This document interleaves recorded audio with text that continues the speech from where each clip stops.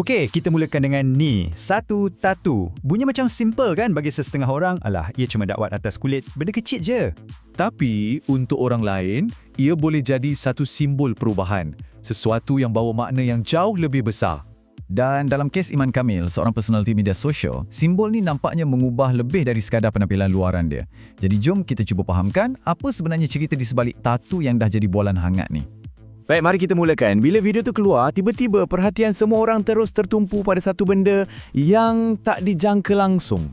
Tatu tu sendiri mungkin biasa je, tapi bila ia muncul pada orang yang kita tak sangka, dari situlah semuanya bermula. Terus kepala semua orang penuh dengan soalan, kenapa sekarang? Dan apa mesej dia sebenarnya? Rasa ingin tahu tu terus meletup, Tapi kan yang betul-betul buat isu ni jadi berat bukanlah tatu tu sangat. Sebaliknya, ia adalah reaksi orang-orang yang paling rapat dengan dia.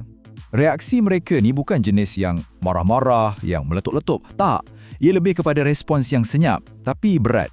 Cukup untuk buat kita semua rasa, ini bukan setakat tukar fashion atau gaya. Ini benda lain. Sesuatu yang lebih dalam dari apa yang kita nampak. Dan dari situlah, apa yang sepatutnya jadi perbualan peribadi terus melimpah masuk ke ruang awam.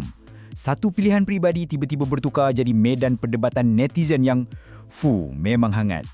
Dan macam yang selalu jadi kan, perdebatan ni cepat je pecah kepada dua kem.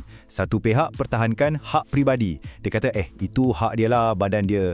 Tapi di pihak lagi satu, mereka nampak ini sebagai satu isyarat, satu signal untuk sesuatu yang jauh lebih besar, mungkin satu perubahan prinsip.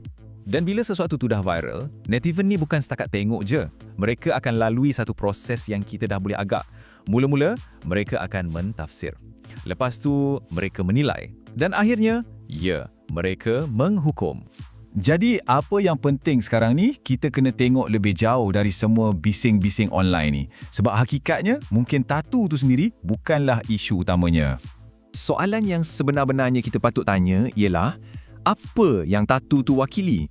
Apa sebenarnya mesej di sebalik simbol kecil yang tiba-tiba bawa makna yang begitu besar ni? Adakah ia cuma tanda satu chapter baru dalam hidup? Macam satu simbol yang jelas untuk perubahan diri, satu permulaan yang baru. Boleh jadi, kan? Ataupun adakah ia satu bentuk pemberontakan? Satu cara untuk melawan norma-norma atau ekspektasi yang orang dah letak pada dia selama ni? Atau boleh jadi ia cuma satu pilihan peribadi yang orang ramai dah salah faham secara besar-besaran. Yelah, dalam dunia sekarang ni kadang-kadang orang lagi cepat hukum simbol berbanding cuba faham orang di sebaliknya. Okey, sekarang apa kata kita pusingkan soalan ni dan kita tuju pada diri kita sendiri? Cuba fikirkan, kalau orang yang awak kenal tiba-tiba berubah, sejauh mana awak boleh terima? Adakah tatu tu pada mata awak cuma soal gaya? Atau ia dah melintasi satu garisan, satu line yang awak tak boleh terima? Sebab pada akhirnya kan, mungkin kita semua ni tak tengok tatu yang sama pun.